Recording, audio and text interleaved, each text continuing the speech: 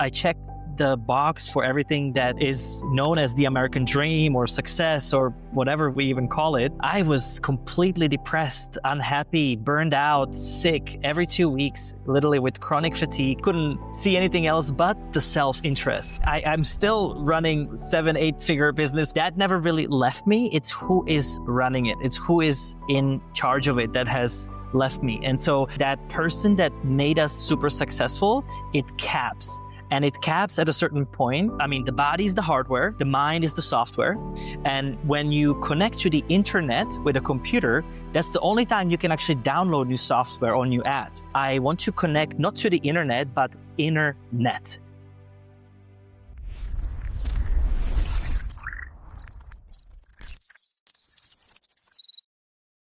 Welcome back to another episode of the Full Stack Podcast. That's Mike. I'm Ted. I'm excited to introduce our guest today, Pavel Stuchlik, aka Pavel Aeon, a former pro athlete and franchise mogul who built an 80-location empire before his hardware completely crashed. Now, he's an architect of human performance, teaching leaders how to run a system reset to achieve world-class output without the internal collapse. And that is the extent of my intro, my familiarity. Mike, I know you have more of an acquaintance with Pavel.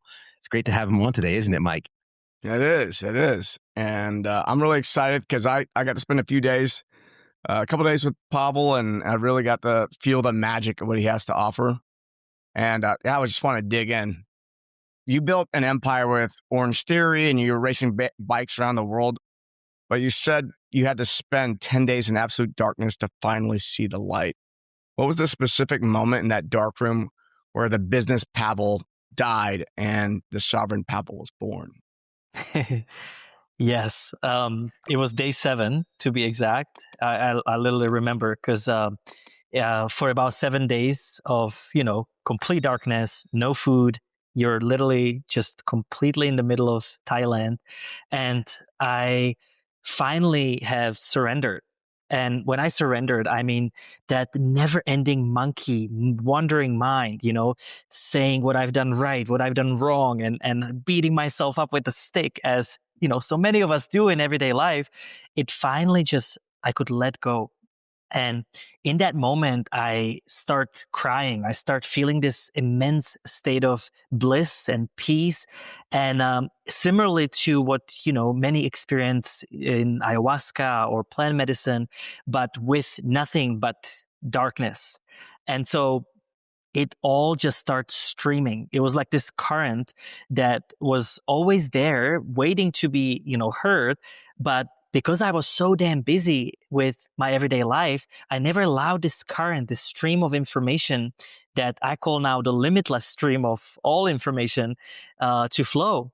And so it was in that moment where I decided that I am done living in this old paradigm.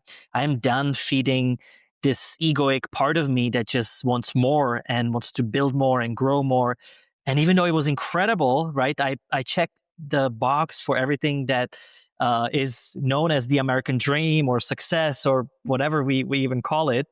I was completely depressed, unhappy, burned out, sick every 2 weeks, literally with chronic fatigue, Epstein-Barr, borderline divorced. Like you couldn't, see anything else but the self-interest. So long story short, it took me 7 days to finally give it in and let it out. And it was a 10-day retreat. So you had that on day 7. You had 3 more days. Yeah. So what's interesting, what actually happened is to occupy my mind, because, as an entrepreneur, you can figure out a deal, right? If the mind is really bad, you start negotiating like, come on, can we have a little bit of a blessing here or a little bit of a joy? And so I actually ended up spending the first few days on looking at my past. So I would keep on going like every year that I could remember, and I would start like watching it as a movie of my own life. That's honestly what kind of helped me, but it's also what my subconscious mind, now understanding it better, start actually dumping all of these things that have not been serving me, all of these things that I've been holding on to, or that I have, I wasn't happy as who I was. I wasn't a great husband. I wasn't a great, honorable person to my standards today. And so to see that, that was the whole other ball game and a washing machine. And then the last 3 days is what I spend on what do I actually want to do when I grow up? What is it? What are my dreams? Because in life, we forget to dream. We forget to have those, childlike dreams where everything is possible, but everything is possible all the time. But we just put ourselves into these corners. We put ourselves into these square houses that are very limited to whatever we believe. And so that shattered all of that. You mentioned in the 10-day retreat, let me check my notes here. You said limitless stream of information, but it was blocked by everything that's going on and everything that you were doing, the hardware that got you to the 80 locations of Orange Theory, cycling on every continent around the world. For our listeners, who a lot of them are running on caffeine, nootropics, they're looking at KPIs. What were some of the signs, especially those first 7 days looking at the past, right?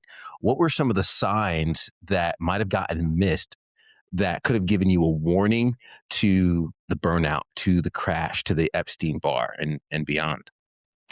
Well, the first thing that I found that is incredibly important is that we're not just the brain and the body. We're not just the mind that directs, or the subconscious mind that directs your reality. And we're also not just the emotions and the energetic body. And so what's interesting, for the true healing to start, you truly have to go backwards and you have to look at all of the different patterns in your life that keep on unfolding. And so I used to run away from pain. I used to run away from emails, anything, naturally, right? Anything that hurts or that's makes us not want to, dive into, is where the biggest lesson is. And so the first biggest realization was like, lean into anything that's currently on fire, whatever it's in relationship, whatever it's my physical health, whatever is my mental health, because these sirens have been going on this whole time. And the other part, on the psychological level, what I actually discovered is when I was 17 years old, that's when I got diagnosed with Epstein-Barr, chronic fatigue. And I had this whole depression episodes where I literally was suicidal by age of 18. And even though I started my first business around that time, I started it off of fear. I started it off of lack of finances. I didn't know if I will have enough money to, sustain my cycling, because I was semi-pro at that time, and it was like, it's very expensive sport to make it happen. And my dad gave me a choice. You go to school, your life is paid for, or you do your little cycling thing, and you're gonna have to figure it out. And so that's where the entrepreneur was born. But at the same time, I created this protection mechanism to essentially protect me from hurting myself when it comes to these situations of abundance, of, being able to have wealth without any pain involved. And so this same paradigm, I kept on replaying into the business, into, further on. And again, it wasn't until I silenced myself enough to question those thoughts, to question those situations, that I start getting a read on, like, wow, like I'm really messed up, but by a choice. So I literally had to speak to that person when I was 17, to that boy, and tell him that you're safe. Like, there's nothing you have to fight for. You are fully supported. Like, there's nothing that's, on an emergency.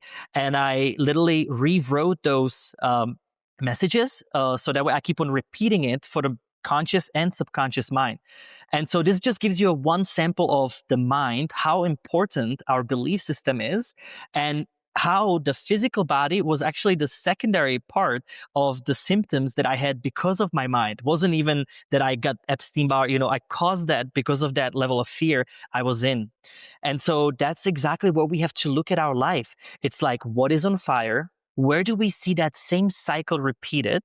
Because if we can take that time and just look in the last month, year, years, you can actually see that same trigger happening with different people, different situations. And we are made up of all of the thoughts, words, and emotions that we, that we create in this world.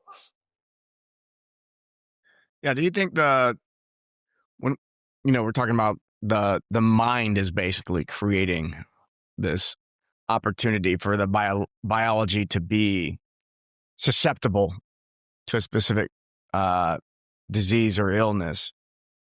And do do you sit on the side of that there's something happening in consciousness, and that's why it's being displayed in biologically, or do you think it's something that's more along the lines of the mind is creating these patterns, which is really just running the biology down and leaving it exposed to whatever it is that might be coming about?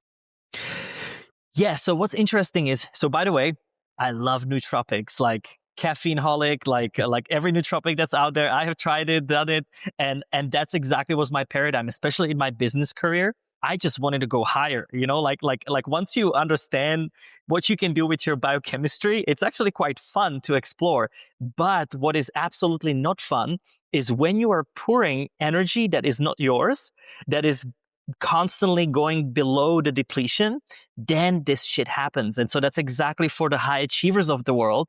We tend to just want to be up on our game. We want to be performing. We need to be on a stage or at work, at the businesses. And that was exactly myself. But at the same time, it wasn't working anymore. And so what I will tell you, and it will indirectly reply to your question, is I started to do something called process of unhooking. And if you literally apply this simple technique, it will absolutely completely diminish any burnouts in your life. And so what it is, once a day, you start the first half an hour or an hour of the day without a cell phone, just by yourself. You go into, maybe you write, maybe you meditate, breathe, exercise, whatever it is, you want to change and alter that mind, that what it wants to do first thing, right? With the cortisol level spike, it wants to go into action. So how can we take as long as we can to actually be in the stillness, solitude, and parasympathetic dominance before the sympathetic, overdrive? Now, the second part is once per week, you do exactly the same, but for an entire day. So once a week, I take full day off and I digitally fast. And when it's required, also physically fast. And during that time, I literally do not go on cell phone, computers, telephone, anything. I actually go into nature and I think about my past week and then the week to follow. And the next part is once a month, I do 3 to 4 days completely off.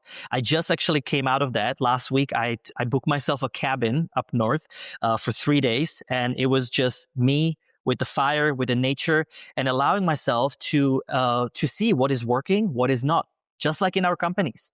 And once a year, I do that for 10 to 15 days. So I have now been to the dark room 6 times. So every year I spend 10 days in darkness and in another week or so for integration.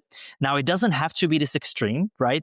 This can be any sorts of things that will unhook you from the busy, busy world. And then you rebrand yourself, because without you, the me, the individual consciousness that decides all the things in the world that follow, no one else is good. So through this, I actually start discovering what is underneath this overconsumption or overuse of nootropics and overachiever. And so later, if you guys want, we can get into like a 4-step process that can help people, actually define that. But when I use this, to the T, I literally feel better than ever, more energy than ever, more health than ever. And I have over 100 events a year that I physically appeal in all across the world. So busier than ever before, and still yet you can find this balance. I really like that. There's the seasons and cycles in a way. Like there's micro cycles and there's macro cycles, and you're dialing into both of those. And I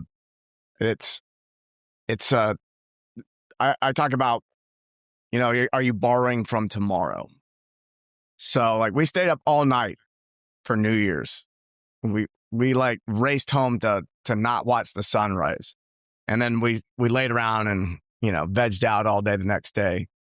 And my wife is like, oh, so tired today. And I go, yeah, we just borrowed, we spent today last night, but consciously doing that. Like, I know that that's what we're doing, but honoring the seasons and cycles, because I think that's really big in entrepreneurship or people, I also talk to a lot of people in tech, And yeah, they want to be from the moment they're awake to the moment they fall asleep.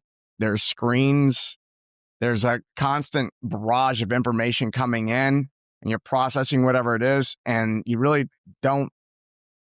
And if you're always taking stuff to try to stay on and be in the zone and be sharp, what I see happens is you just slowly diminish over time to where you don't really notice until you get sick.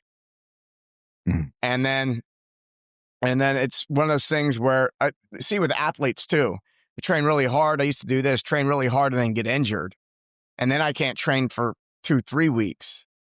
And if I would have just slowed down a bit and honored the seasons and cycles of things, I would have gotten way more done the entire year. I would have had more training sessions. I would have had more deep work sessions in my business.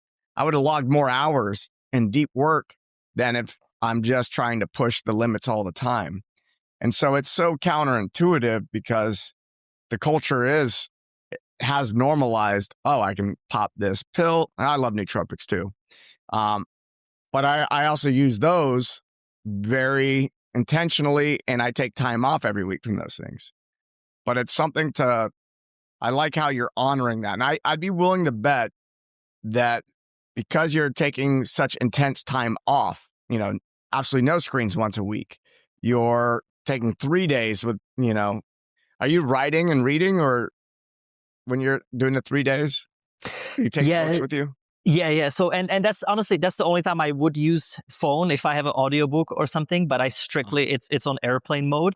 And so that way, like I have unfortunately, this world have taught us how to use audiobooks more than physical books. But on this last time I was off, I actually had a physical book with me as well. And it's funny, I found this new toy where you can record the sounds of plants in nature. So I would connect my little device and I would connect my headphones to it, and I would start recording different soundscapes from the actual nature to really connect like as deep as I could. So it varies, and honestly, the most important thing is not thinking about it. Like, we have become a chronic doers in this world, and I always use Silicon Valley as the example. Like, it literally created machines. Like, we are so efficient at not stop doing anything to a point where we're so guilty when we are stopping, when there is Saturday or Sunday, we literally don't know what to do with ourselves. And it's in that state of being that we actually discover that. But into the micro and macro cycles that we constantly are operating in, we have to all the time be able to shift up the brain waves. What we've done with a lot of our research is we're chronically in that overly thinking, anxious, high beta brainwave state. And a lot of meditation stimulates alpha or hopefully even theta for the restorative state. Now, I've also explored gamma, which is now more and more research as a really powerful performance toolkit that does, allow the anxiety go down and performance up. And so I've been really playing with how can you shift those brainwaves? Because when you're on an email, when you're in just constant doing, it's almost like an obsession. Like, there's like this mind that's a powerful tool, right? That's limited because only the mind can project into the future what you have learned from the past. But besides that, it's kind of like ChatGPT without the early stages, without the internet, the one that was just with the running software. And that's kind of how I look at our bodies. I mean, the body is the hardware, the mind is the software. And when you connect to the internet with a computer, that's the only time you can actually download new software or new apps. And so what we do with a lot of the work, including, myself throughout the day, I want to connect not to the internet, but internet. And that is when you slow down your breath, when you relax your body, when you allow to shift whatever it's exercise, grounding, earthing, anything that shifts your focus. So that way you can go back into that calm, subtle state. And more aware you become, more and more you will notice that this is truly working. And to the point with the different cycles, think about cycles like an apps on your phone. So you've got, let's say 200 to 300 apps, depending on who you are. But how many of those apps are we actually using? Maybe 10, 15 on if that's the case. And the rest of them are just holding up the storage. And so what does that remind you of? unprocessed emotion, thoughts, relationships. And so that's why if you just look at this technology, we've given all this power to our computers. But remember, computers are extension of us, not the other way around. So we can actually learn a lot about our own biocomputer that is set based on what we, pre-save and what we run on that any given operating software. Yeah. I totally agree with that analogy. I love the analogy of the software and the hardware. And I have a friend, Daniel Schmachtenberger. He's one of the brilliant minds running around the planet right now. And he made one. He said that's a great analogy. And humans can actually upgrade their hardware by upgrading the software. And we can upgrade the software by upgrading the hardware. Whereas with a computer, if you just upgrade the software, nothing happens to the hardware. So there's this recursive growth loop that's an opportunity if you're improving the software and hardware. If you do that defrag of the software and it frees up space. So to me, it seems like as a human being, that's even more motivating. Because the software can either cause hardware problems or it can upgrade it. And the same thing. Because, you're so into breath. That's something that you're tuning the hardware, and then that defrags things, and then the software can process things so much faster. I want to get into a little bit of like the mechanics of the darkness retreat.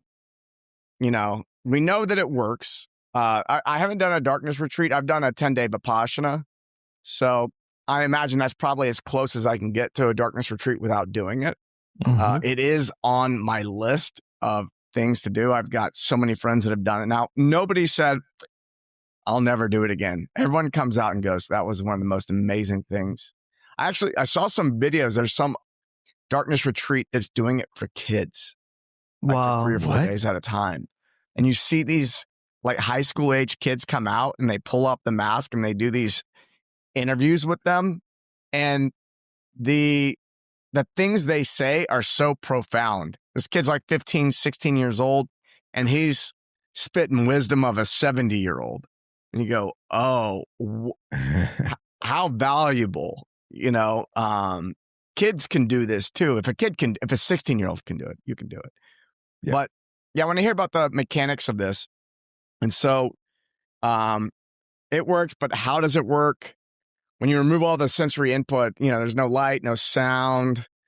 What's happening to the brain? Is it just a dopamine detox, or is there something deeper happening with, DMT and all this kind of stuff?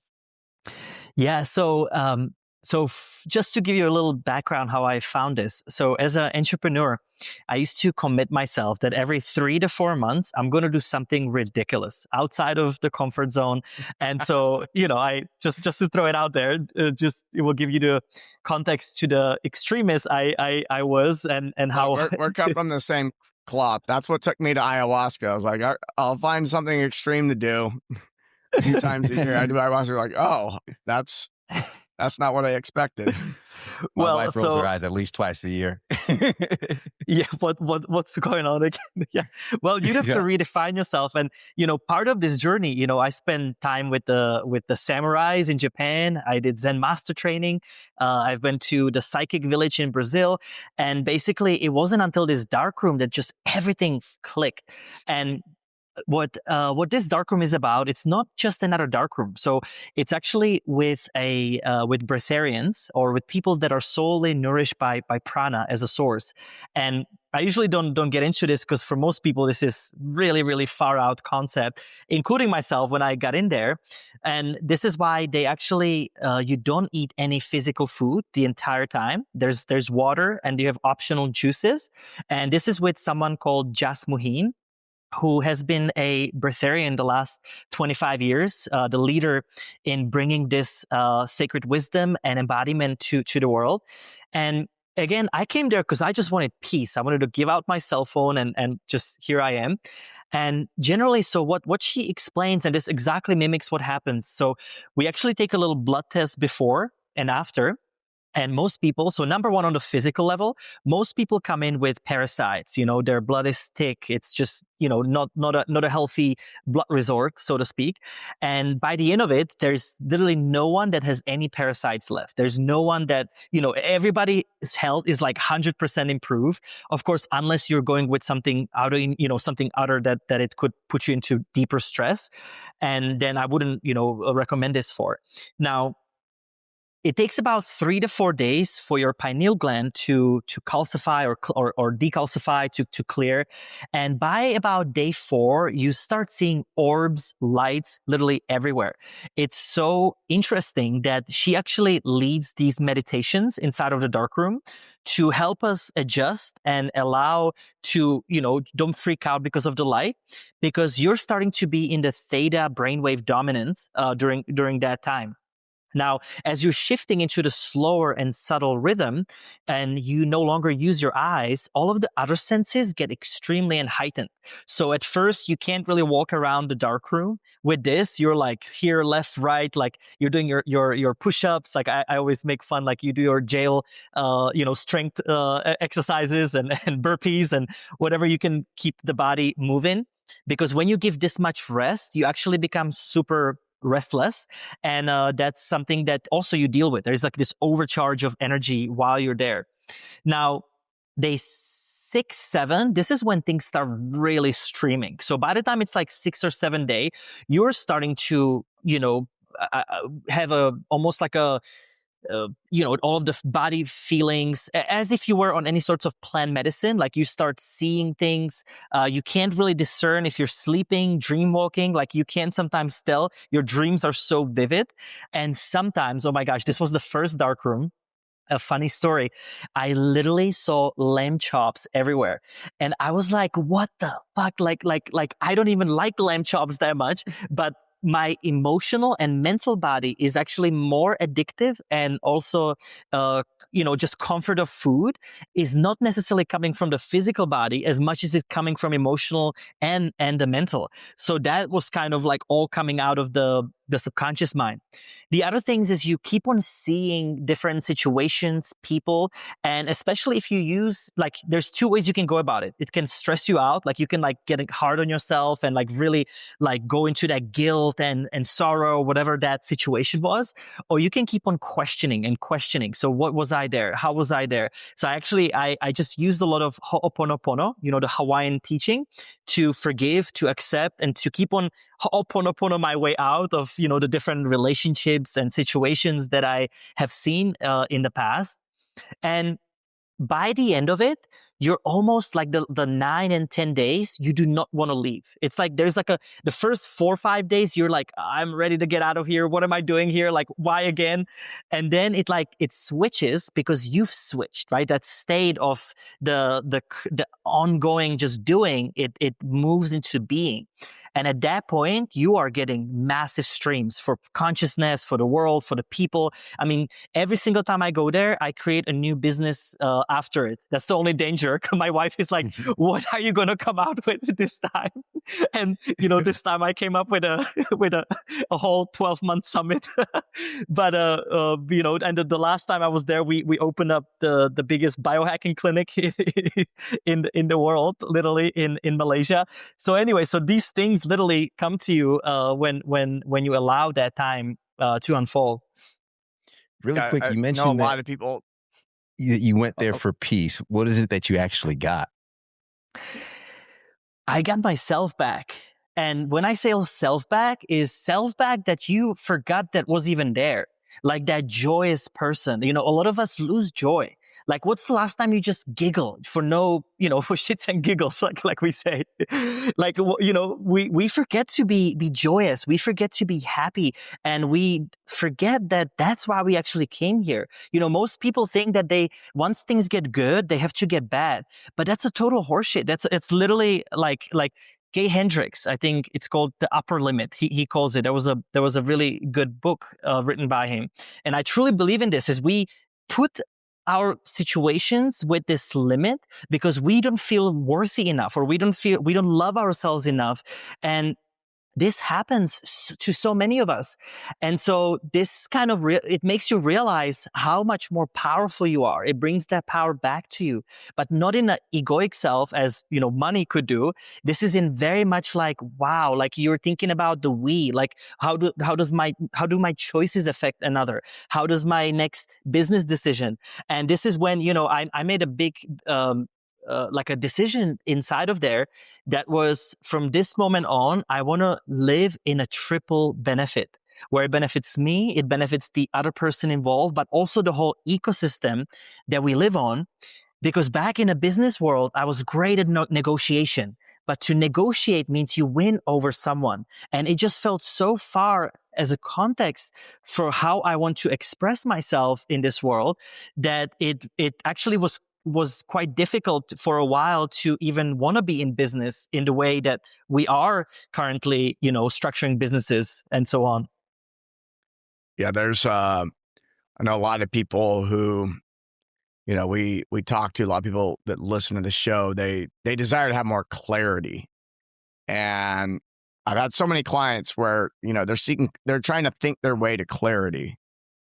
And to get to clarity, you have to clear things out. It's a clearing of things. And it's another one of those counterintuitive things where it's like, oh, I'm going to think my way there. I'm going to allow my thought. I'm going to get lost in my thoughts. And then eventually I'll think of the thing that's supposed to get me there. But and this is what you said, clarity. I get in there and then I receive clarity. And it seems like it can be so hard to unplug for 10 days. I average probably about 3 retreats a year, 1 or 2 for a week, 1 for like 3 or 4 days, something like that. And, taking off a few days is pretty easy. Like I'm doing a retreat this weekend, in fact. But, you start doing a week or longer to unplug and like, I'm not going to look at my phone for a week. It's very difficult, but the payoff for that is so enormous and it's unimaginable. And because we can't imagine it, there's this moment of faith that we have to take. There's like leap of faith that we have to take in order to get there. And I find that like faith always has to be present if you want to have exponential results. If you're not willing to have faith in making a choice and doing something like this, and you want to hear all the reasons and you want to hear the logic and you want to think your way through it, and that's how you're going to get there, then you're going to be someone who always gets linear results. You're going to improve in a linear fashion throughout life. And that's actually not even going to be true, because if that's how you're choosing to live, then you're going to also experience setbacks. So 1 year might be better, but over your entire lifetime, you'll probably have some progression. But the exponential results, the big realizations, the ahas, they happen in that quiet, that silence, that place where we feel separated from everything and we can get in touch with ourselves, which is actually where everything is.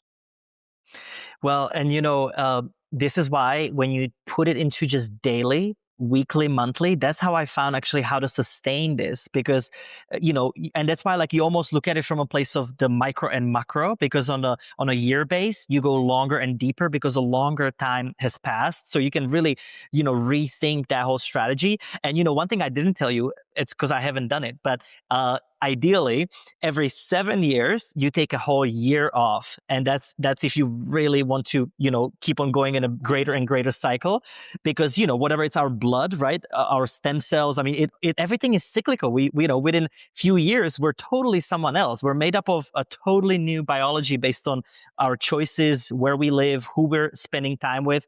And so we're constantly ever evolving. But if we're always doing the same thing and constantly listening and believing that whatever our mind is saying is true, this is where this also helps you understand that you're so much more than just your body. We're so much more than just our mission, our projects. And then the questioning, the belief, like, do we really want to just spend the rest of our life, growing something, right? There's a point when actually the beauty is in smelling the roses and understanding that in that I always deepen the relationship to my wife, to my kids. So like at the same time, she knows when I need to go now. So that way we know that also the law of magnetism, right? Like when you're in a long-term relationship and you're constantly next to one another, there is a point where you're going to neutralize that energy field with one another. So when you take a time apart, it's kind of like, when you have the what do you call it? The serpentine, like the Kundalini. Many people believe, right? So you go out, you go back in, you go out, you go back in. But if you look at life in this way, this whole process of unhooking actually came from my wife, because I was watching how whenever she has period, she is low, but for whatever reason I'm higher, like energetically, like it's almost flips. But then whenever I am low, she's the one high, and so then it creates this beautiful harmony between all of us.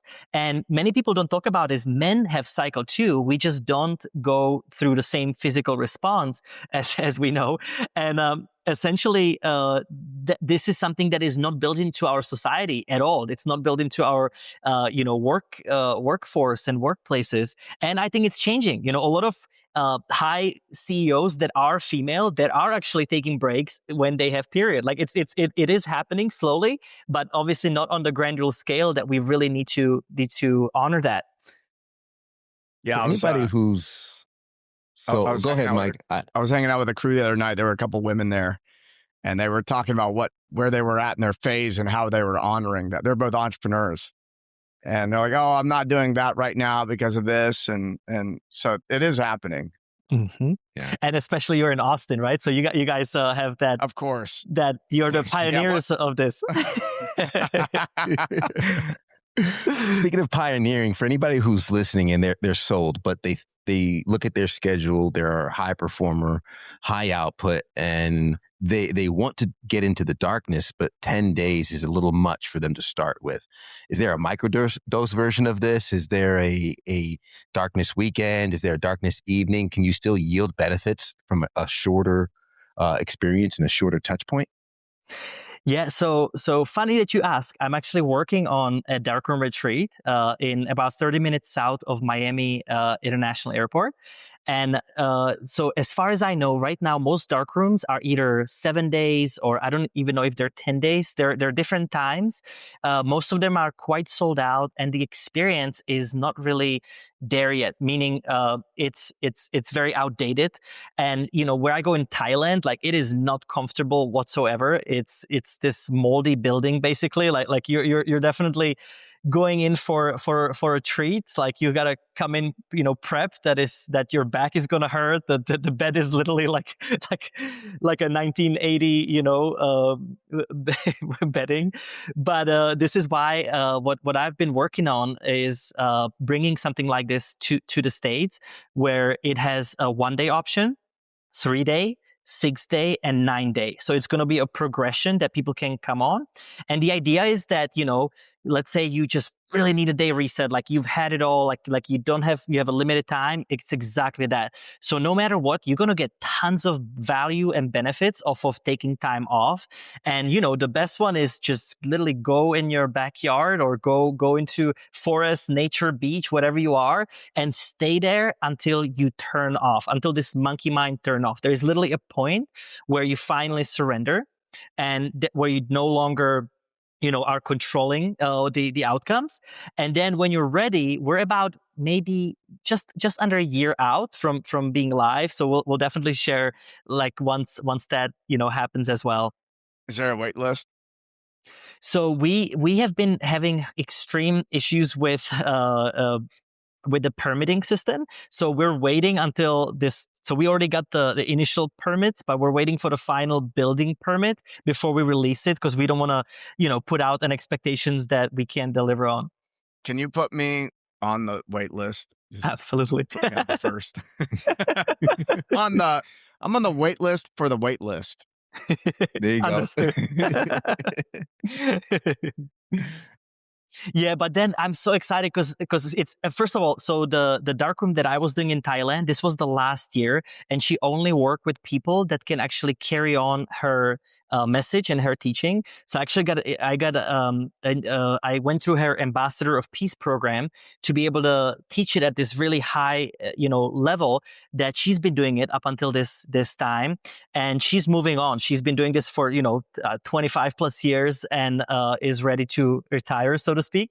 So that's why I was like, oh my gosh, like I absolutely selfishly and selflessly have to have one because it's been my tradition for the last decade.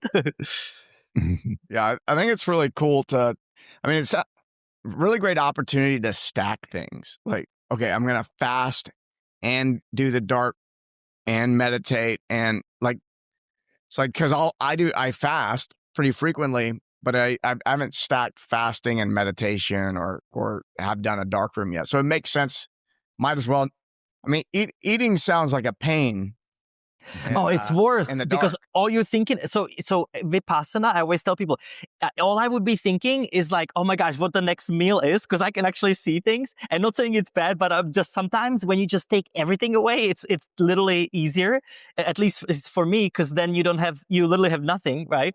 But oh, Mike, I'm talking. We're gonna have a grounding in a flooring. There's gonna be copper wire into the ground. There's gonna be hot and cooling bed. There's gonna be probiotics infused into the air. There's like when you see the level of detail that I like to pay attention to, it will blow your mind. Bro, okay, I'm first on the list. Just a reminder, because I know all these other Austin people are going to be hopping on the plane to get there, and I I need my space. When we're talking about the upgrade, and there's a comedian, Hannibal Buress, he talks about iTunes, where he's like, I don't need a new version. My current version plays music. I'm good. And for a lot of people, that's their problem. They think that their current software has gotten them to a great spot. And the other half is they're afraid that upgrading their software, going back into the real world, won't fit in the boxes that they were in. From going to previous Pavel, high output, pro cyclist, to building your franchise empire, to after the darkness, how did you reintegrate with your circle, with your new approach in the stillness, going from output to stillness? Yeah. So everything is about coding. So I actually, again, love using the analogy of computer because all that we're doing is we're coding every situation. So every single time I think or say any sorts of belief that I can catch myself in, I actually would rephrase that. So I would say something like, on this moment or on this day, I choose to be fully capable and ready when I move outside of this dark room to be able to expand, add on, whatever that mantra is for you. And I'll actually keep on repeating it until I truly believe in it. So, we're talking a lot about mind today because it's been such a mind fuck, this life that we live on. And essentially, the earliest stages, what I start doing is I would just keep on writing things on a piece of paper and I would scratch it or put it in the fire, whatever, just delete it. And then I would rewrite it. This is literally something so simple that doesn't, you don't have to do much, that works like nothing else. It's you're directly speaking to your subconsciousness. So to your point, I always put these codes in and protection mechanism, but also to the earliest point, I definitely, at first felt very much not ready. Like you do have to take at least a week after. So the first time I went in, I was still, high level DJ. I went straight into Ultra Music Festival to DJ like 2 days after.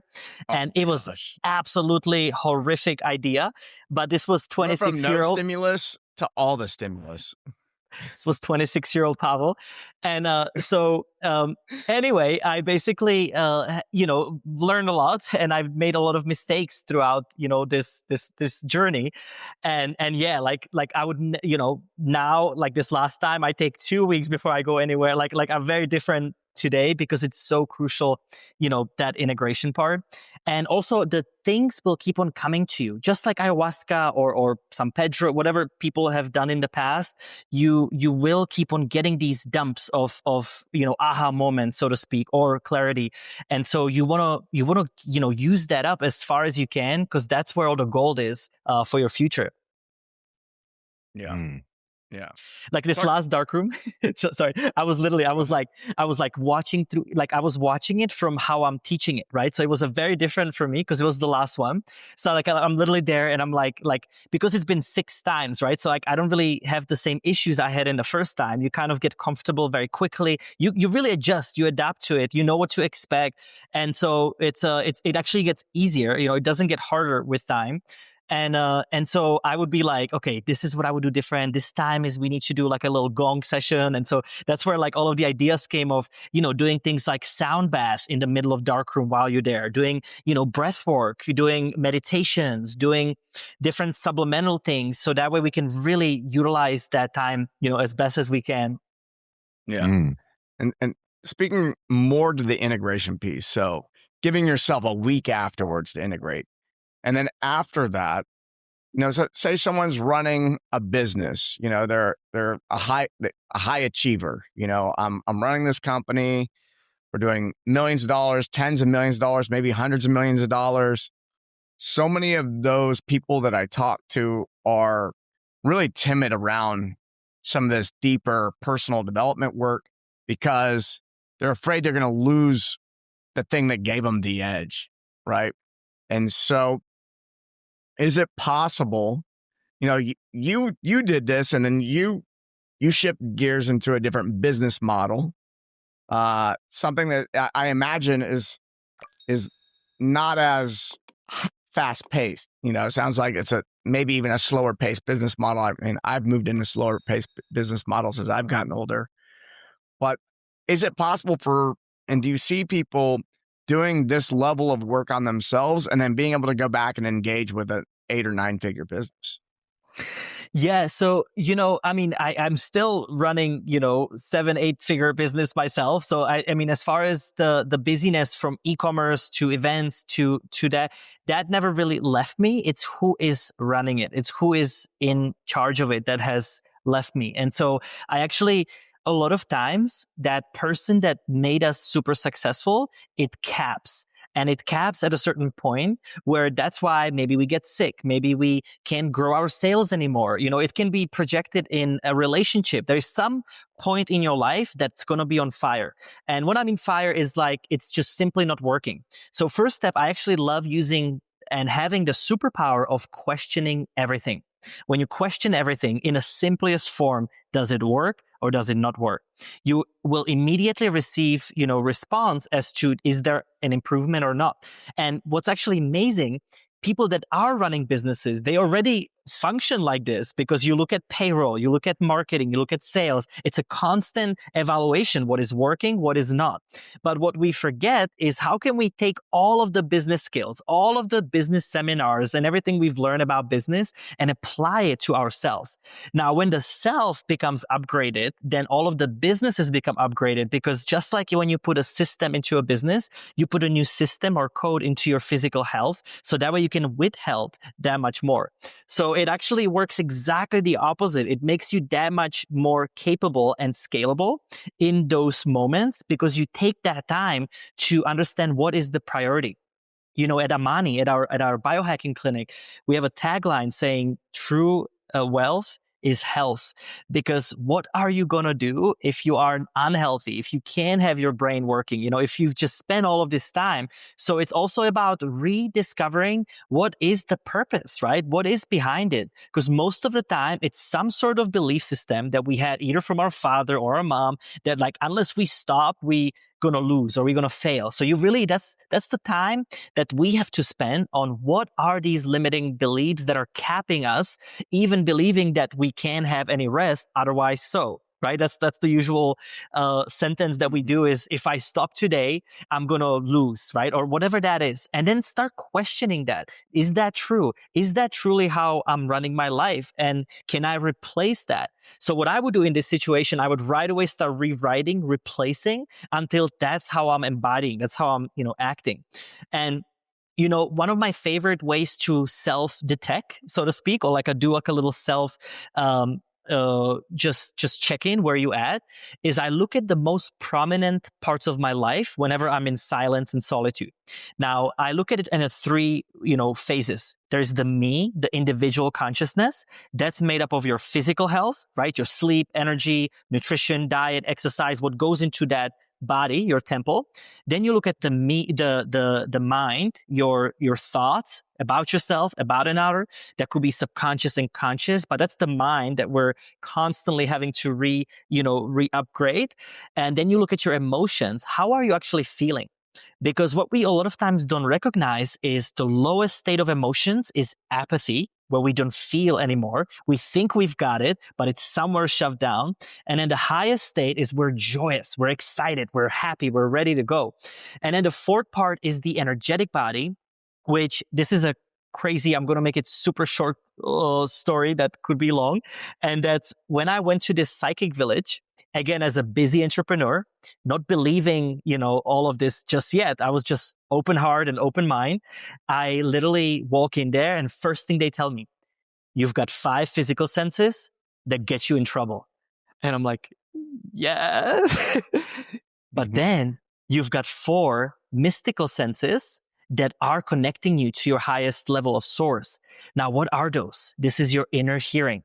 These are the little whispers that we all have that are telling us, turn off the Netflix at night. Maybe it says, stop drinking alcohol. Maybe it's stop working, go see your children. Whatever those voices are, they're subtle. It's not the lousy monkey mind. Then we've got our feelings, which is when you go into a room, something doesn't feel right, or you had a wrong feeling about a person. These are the empaths of the world. Then you've got the psychic seers or the visionaries, where you can see things before they happen in your inner mind. And then you've got the inner knowers or the intuitives that simply know. And the best way to discern that is when you think, you do not know. When you know, you do not require to think. You knew that that was a right choice. You knew that that person was cheating on you. It was in every part of your body. So mind, body, emotion, spirit, I actually bring this into this me, the individual consciousness that gives us the signals, what is working and what is not on the individual level. Now, when you start getting really in touch of watching this, you look at the we, which is the collective. And this is our relationships. This is our passion, social structures, also the environment. Do you have a mold in your house? How's the quality of air, water, soil, right? Everything that makes up the me is found in around us. And then the final one is the B, which is the supra consciousness. And if we keep on zooming out, we are living part of this whole ecosystem, all of these cycles. So what I do when I take time off, I first literally just put it in my piece of my paper and I write a number between 0 to 10. So I go into my physical health. What's intuitively, right? 0 to 10, 8 or 7. Then I go into mental health. And of course, you can get a blood work. You can get a food sensitivity. You can do EEG tests, right? You can do a lot more, but there is no better way to test something that your inner intelligence, your inner knowing will tell you when you start trusting it. So this is kind of what I do in that part. And I apply a very simple 4-step, process to this, which always starts with the first waking up, getting the awareness to those things that are simply not working. The second part is cleaning up, getting rid of the old. What do we do with this knowledge? And then the third part is powering up. So you can go back into your driver's seat. Let's say that you had a really heavy environmental toxins, low vitamin D, right? You supplement vitamin D, you detox the body, you start working with it. And then rest up is the fourth part. So you can reassess, you can take time for yourself, and you can, reapply this cycle on any, of these cycles that follow. Clearing the cache. Love it. What? Take a little left turn here. We've been talking about performance and people who are high performing and how to really tune that, right? Well, actually, there's a question. All right, the 4 mystical senses. Let's go back real quick, and then I have another question. The 4 mystical senses. Do people tend to thrive in one of those senses, or does everyone have access to all of them? When you listed them off, I go, oh, I actually know which one I gravitate towards. and then I can look at my wife and I know which one she's really good at. And can we develop all of those? Yeah. What do you know about that? Well, first of all, you got to share which one they are for you. What? Oh, Like, you can't just leave us I hanging. see things before they happen. Visionary. Yep. I totally, I see everything. Like I can spot trends. People ask me how I know, and I just tell them that I see it. I don't sit there thinking and analyzing. I'm simply being present with what's happening, and I can tell if, there's a cultural shift happening, or this type of brand is going to do well, or, I can see what's happening in somebody's relationship beforehand. There's like pattern recognition happening somewhere, and just saying, this is obviously what's happening. Yeah. I fall in that camp as well. Amazing. No, so you're absolutely right. And in let's develop this, because I think there's not one person that I've ever met that would say, oh, I don't feel connected to any of them. Like, we all have these senses, and these are literally the senses to the limitless mind. So remember, the mind we were talking about as a limited, right? Because from the past to the future is what we can project. But this mind is beyond that. And this is why this is so gold when you take time in stillness, silence, and solitude, because you allow this limitless mind to finally get clear channel to that. So most people have one or two most prominent. That's what they start with. So for me, it's inner hearing and feeling. I have a lot of like empathic skills, and then you go with them first. Now, how do you strengthen them? You actually start acknowledging them. So when you see something, you take time to pause, and it's really important, because that's how you want to take a pause from there, because that is something is trying to come in and tell you something. And then you simply acknowledge it. Thank you, I saw that. And then the further question is, what you gonna do about that? Because most people, we get these dumps, whatever it's visual, feeling, seeing, but most of us do not listen to them. So same thing, if you hear something, thank you, I heard that. What you gonna do about that? That's the magic keyword to start strengthening this. And so, by the way, this is exactly what happened for me. So I go in there and I'm like, okay, cool, makes sense. Like, I can totally, connect to this. And then I just start following it to the T, as the cyclist or performer in me. I'm like, okay, I'm going to try to figure out how to make this work.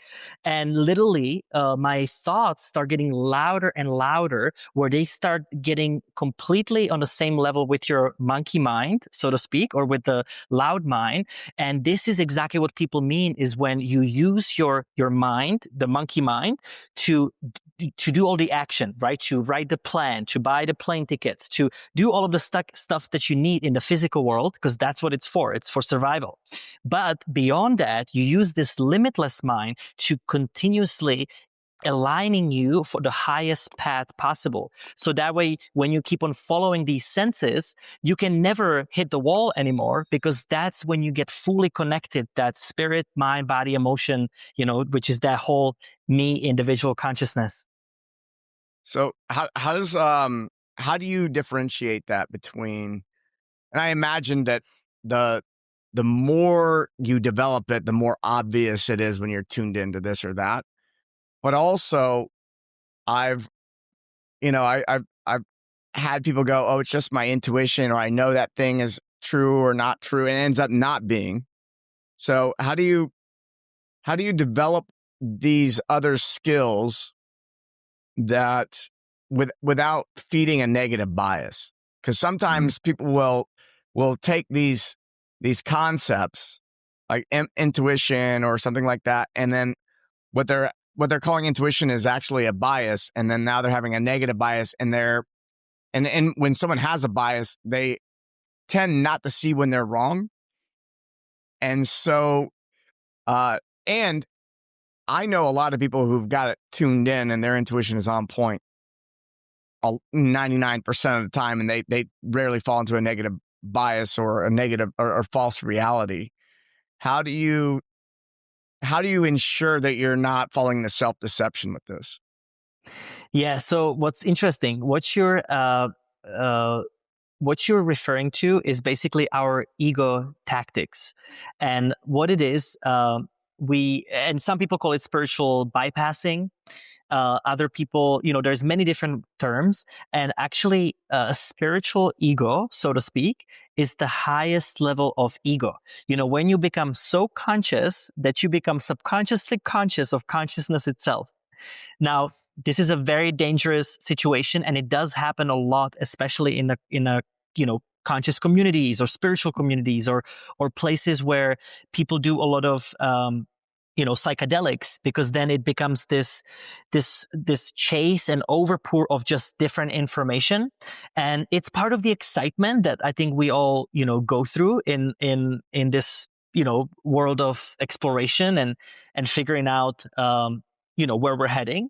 But the most important thing to kind of know with this, or to look at, is what are these different ego tactics.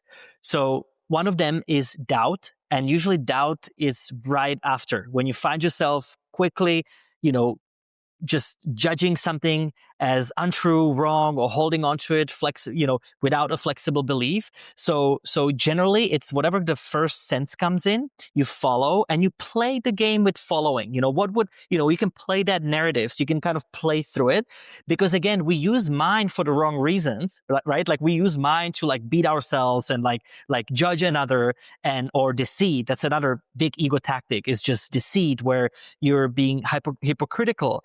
Also drowsiness, by the way. A lot of times, I don't know if you've ever had your inner clock may tell you got to go work out, but as soon as you want to go work out, you start yawning, you start feeling tired. Fear, boredom, forgetfulness, aversion, blame, judgment, and addiction is kind of the highest level. So these are some of the ways to kind of understand, this is just my ego tactic, right? Trying to work around what I'm getting into. And this is why more you silence and more you give time and effort, let's say to that 10 minutes a day, you just go in to connect with your senses. You start asking questions. You have a piece of paper to write down whatever is coming. You will actually start training that muscle, just like at a gym, right? You got to train this, because we have not been taught how to use this. We have not been taught how to strengthen this. So it's what you put your time into, that's what will grow. So again, the stillness, silence, and solitude is the most powerful tool, because then all of the noise is not there. Ideally your phone completely off, because that can also emit different frequencies that can mesh up with this. But generally, most people, if you follow the one that's most prominent, just play with it, go into it, then you will be able to train that enough so the other ones start coming up online as well. I like you mentioned spiritual bypass, and you got a spiritual ego, and I live in Austin, Texas, and got the conscious community, and there's a lot of different versions of that and different circles of it. And how do you distinguish between somebody who's using things like breath work and plant medicine and tantric circles and all this stuff? How do you distinguish between someone who's regularly escaping reality versus using these tools to upgrade their operating system and engage with reality? Yeah, I'll tell you something that's been pissing me off quite a lot is as we've been doing a lot of our events, we keep on getting people that are on microdose or that come into our breathwork events, and they use that as a conscious way to connect or to get high. And essentially, again, it's no judgment. Like, I mean, I've been there. Like, I've had that whole part of my life, where you're exploring and discovering, and it can be wonderful. But there is so much more in it when you go in with your own self. And I think there's always space and time for different activations like this. But I also think it's been so overused. It's been so overused in a wrong way and places. And we don't realize how much we're opening ourselves up. I've had this crazy experience once in Ecuador where we were going with this shaman, and I kept on getting literally attacked from the back of my heart. and I had to put like armor. Like it was literally it was this vision of what actually happens when we're not protected, when we're not open. And it actually taught me how to open, how to understand that love can hold this space, how through love nothing can penetrate through. But it's when we open ourselves up and the unconscious mind kind of hijacks those moments, that's when we're basically opening ourselves up to anything that's there. So I would say discernment is really important. Again, questioning, is this the right time for me today? Get a body yes, get a feeling, seeing, knowing. By the way, for seers like you, Mike, and also Ted, one of the things that I've trained my body to do is you can close your eyes and just create it could be an emoji, it could be a thumbs up, thumbs down. But what I do is just show me a clear yes, and just see for this matter if you can see thumbs up. Now show me a clear no, and just see instantly if you can see thumbs down. Now show me a neutral.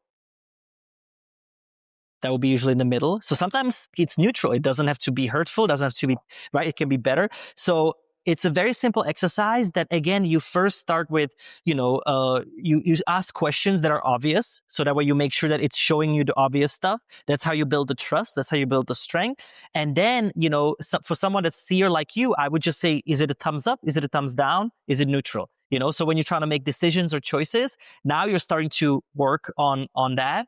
And of course, still use the world of data, still use the world of knowing that person, right? It's a beautiful balance that we're living in. But that's really what I find being the most important is, you lead with your heart, you use your brain to verify, to make sure that the data's there, that it makes sense, and you use your gut to take the action. And that's when we are in that full alignment of your heart, brain, gut. Yeah. It also brings up for me that being discerning about who you're working with as a guide. If you're going to go do breath work with somebody, if you're going to go do a plant medicine ceremony with somebody, or whatever it is, really checking in on, what is their level of embodiment? How are they showing up in their life? And, I've definitely, gone down to the jungle, and I'm about to go drink ayahuasca with somebody I've never met. I don't know them from anybody. I've done a good job of getting them verified through, trusted, referrals. But I think a lot of people are playing it way too loose. I've definitely played it loose in the past. I'm with you. I've got, school of hard knocks over here. But one is choose your guides wisely, get referrals, or be able to be with them. And then the intention piece, checking in with the self. If I'm gonna stack this with something else, what's the intention here?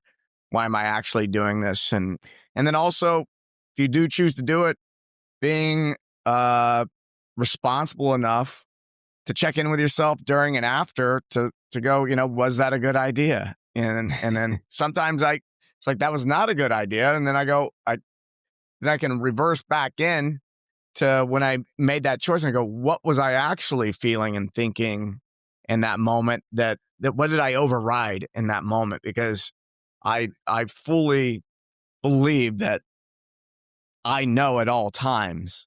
And when I make a decision that puts me in somewhere where I don't want to be, I overrode it. The ego overrode whatever knowing was sitting there.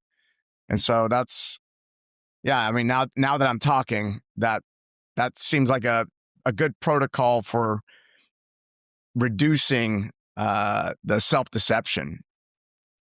Yeah, and one thing I would add is see if the first day you can do it without. So a lot of times it's a 2-3 day process, right? Or even if it's just a 1 day, just go in and join the group as a sober person, so to speak. Use that time to meditate, to hold, and then you will learn a lot from observing as what type of energy that person is holding. And a lot of times people don't realize the level of energy that goes, for example, into our events. And then when we have the people that have taken it before, then they were actually helping us hold the space of the event. They were like, holy shit, you're just like running around, jumping, like it's so intense and insane. Like how can you hold this level of energy? So you can actually see that from, the outside before you even decide to work with that person or not. You mentioned your events a couple times, and Mike, I believe you mentioned that you got to see Pavel perform. And when you do a DJ set, for someone who hasn't experienced your work and your performance, speak on the experience and how this is almost a Trojan horse, right? If I'm coming to see a DJ set and all of a sudden you incorporate the breath work into it, speak on how that comes together and what those in attendance get to experience. Yeah, well, so I guess you could speak. So the DJ thing that we did at that conference was more just solfeggio frequency. So it wasn't our full like system reset experience. But I'll speak to the reset real quick. So when you think about system reset, think about holding a power button on a computer for 2 or more seconds, and it resets back to baseline. So it was literally designed for people to be able to take that busy monkey mind and turn that into, coming back to yourself essentially. And all of the stuff that I've talked about today, it kind of sums it literally in that experience, because we have blindfolds, we have sound disco headphones, we have frequency sound. We use something called BDM method, which is breath, dance, meditation. And I come from EDM. And so it was a natural progression when I quit drinking alcohol. I couldn't be in that environment anymore, but I love music. I love what it does. So that's when I start producing in a 5 to 8 hertz, frequency, and even bringing music that has been, at 440 hertz or known, and reharmonizing it into different solfeggio based frequencies. And inside of the event, so we go through the whole 4-step process: the wake up, clean up, power up, rest up. You first start with variety of testing. So we use biofield tests. We have different therapies from red light, white light. We check your brain. So there's a lot of kind of understanding where you actually at before it even begins. And then it kind of heads into a deep attunement meditation and, breath. Then we go dance. We have a live instrumentalist, drummers, singers, didgeridoo. It literally kind of comes to you from all over the room. And then it ends at the end with a sacred meditation, which is for the Earth 2.0. So sometimes it's a healing circle. People hold their hands. They're all connected together. And we create this expanded field that we actually start visualizing. What does Earth 2.0 mean for all of us? And, for most people, version 1 Earth is no longer working. That's the toxicity, fear, pain, uncontrol. And version 2 Earth is we are now in control. We are cultivating and bringing this together, co-creating this Earth that's always been here. We just haven't, decided to bring it into fruition. And so these events are extremely high touch. We have a quantum tattoo ceremony at the end. This is based on science. It's called Wishwell Tattoo, where if you spend 40 seconds or more in a compassion to another, it increases your oxytocin, it increases your serotonin, and increases your endorphins. This has been actually tested. And so that's how we end it. We actually have a file on a computer. You can put that new self into it. And then people go into our school community and we work with them throughout going after. So it's a very, very different from a traditional rave, so to speak. But at the same time, you have a full-blown rave in the middle of it. Nice. I want to make sure we hit this, and maybe we did, and it got lost in my mind. But you said something about a 4-step process. Did we cover that? Yeah, so that's the wake up, clean up, power up, and rest up. So that was that's the process. Yeah. Just want to make sure we covered that, because I didn't put it together in the moment. Yeah, no worries. Which is perfect. My last question, I was going to ask, for anyone who's sitting in the car right now, they feel the tension, they feel that tightness, they hear us talking, which thank you guys for listening. They feel fragmented. What is the one thing that they should do the moment they turn this podcast off and they want to start that reset? What's the first practical thing the listeners could take away once this episode ends? Well, why not before it ends? So wherever you are, you might be driving, standing, or sitting up, and all you have to do. So if you're driving, don't close your eyes. If you're not driving, just close your eyes for a moment and allow yourself to slow everything down. Just connect into a subtle breath in through your nose for about 6 and out your nose for about 6. Just observe this first part to something I like to call the instant presence. It's changed my life, and it allows you to put pause no matter where you are in the world. Now continue being aware of this breath, but expand your belly, move it up your diaphragm, move it into your chest, and same way down. Now, as you're breathing, with each and every exhale, relax your body. Relax all of that tension, especially around your shoulders, your core, your legs. And from this place, continue being aware of this long, deep, extended breath. But we're going to add to it. If it allows, I want you to rub your hands together until you feel this little burning sensation. So rub it up so long until this little heat or burning comes in. And when you feel the heating sensation, just place your hands down and continue breathing 6 seconds in through your palms and 6 seconds out your palms. Now connect to this tingling sensation, this spaciousness around your hands. And we're going to go on a little game of awareness. I want you to expand that same feeling you have in your hands and move it into both of your arms. Just sense it traveling all the way up into your shoulders. And as it's traveling, continue breathing 6 seconds in through your arms and hands and out. Relax every part that you're focusing on and move that attention also into your throat, all the way up into your head. And just sense how your eyes are relaxing, all of your grimaces, your ears. Just acknowledge each part and feel that same little tingling sensation in your hands, your arms, throat, your head. But move it also down into your chest. Sense it traveling, relaxing your chest. Move it all the way down as if your whole upper body was pulsating, vibrating. Sense the difference when you are aware of your upper body versus your lower body. Feel that relaxation.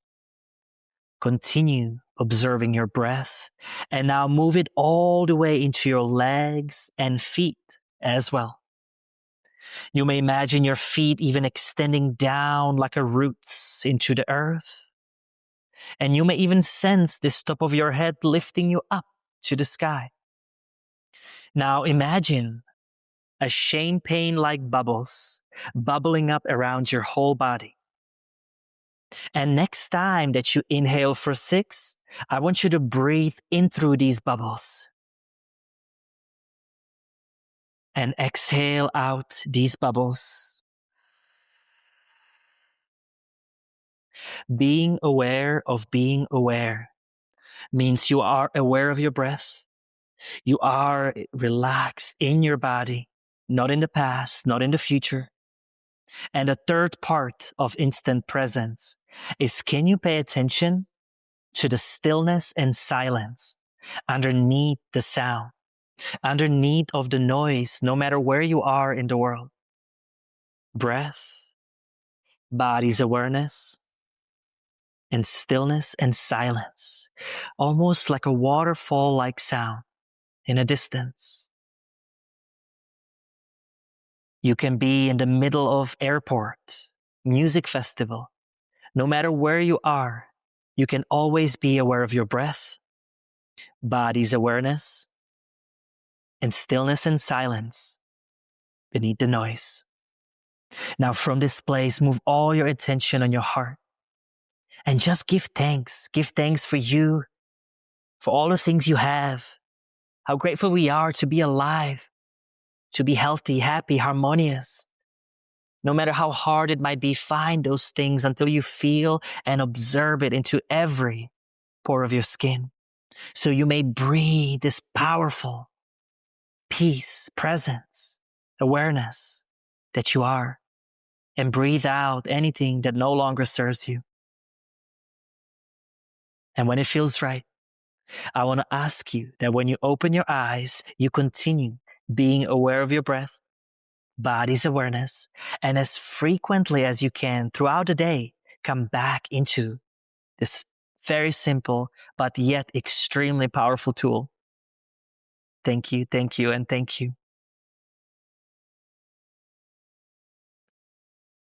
And one thing that I will finish this off with is I'm holding a phone in my hands.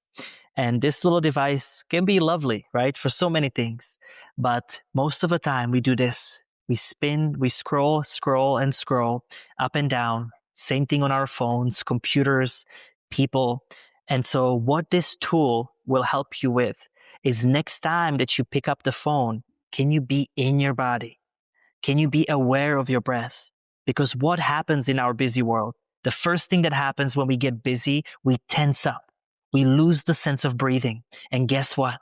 Sympathetic control. Also, we don't allow all the blood flow. We don't allow all of the mechanism in our body to simply do its work. And if you just can start making and bringing more consciousness into every little point of your life, things will shift extremely quickly. How was it for you guys? Welcome back.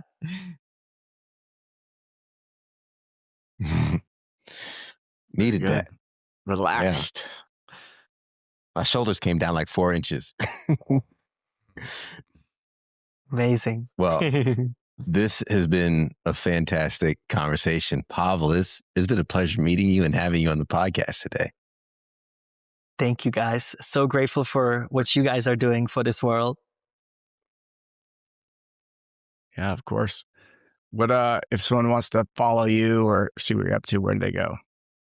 So we are creating something really magical. It starts in March for March solstice. It's called the System Upgrade series. And essentially, I would love to invite everyone for free. We have opened this up to the world. Our goal is to bring 144,000 people into a same cohesive level. And every month we have this summit to inspire the Earth 2.0 living. We call it a healthy, happy, and harmonious life. And so every month we're going to have a world leading experts, solutions, and teachings to embody this work. So our website is Upper Aeon, UPPERAEON.com. And you can find our summit as well as our school community right there. UpperAeon.com. I will have that in the show notes below and make sure that folks also can get that through the Full Stack community, where we will add the link as well. Former pro athlete and franchise mogul who built an 80-location empire before his hardware completely crashed. Now, as you guys have experienced, an architect of human performance, teaching leaders how to run a system reset to achieve world-class output. Pavel Stuchlik, Pavel Aeon, thank you for being on today, brother. Thank you guys so much. I'm going to recap some of the notes, and I just got to say, I took a lot of notes.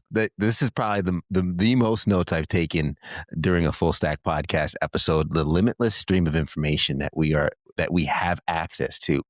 In life, we forget to dream. How many of us are just living the mundane and not tapping into the dream? We are not just the brain and the body. We are so much more. Lean into anything that's currently on fire. If you have areas of your life that are falling apart, you know the meme with the dog sitting there, the house is on fire, everything's fine. It's not fine. Address it. Process of unhooking. Once a day, start with the first half hour or the first hour by yourself. And are you borrowing from tomorrow? A little tidbit into watching Netflix too late, scrolling in bed, all those things that are robbing you from what you can do the next day.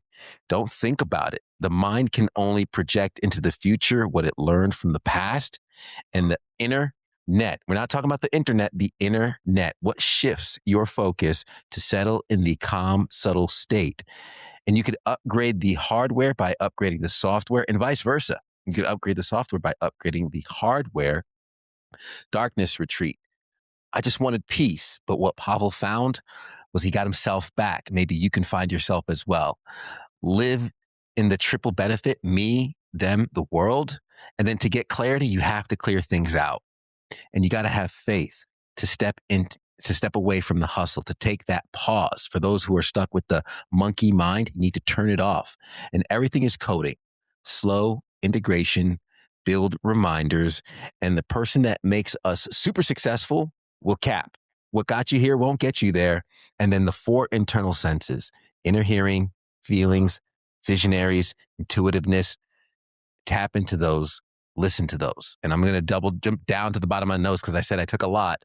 I want to go all the way down to where it says, look out for the ego tactics: doubt, deceit, drowsiness, fear, boredom, judgment, addiction, all of those things. Use your discernment, lead with your heart, brain to verify, gut to take action.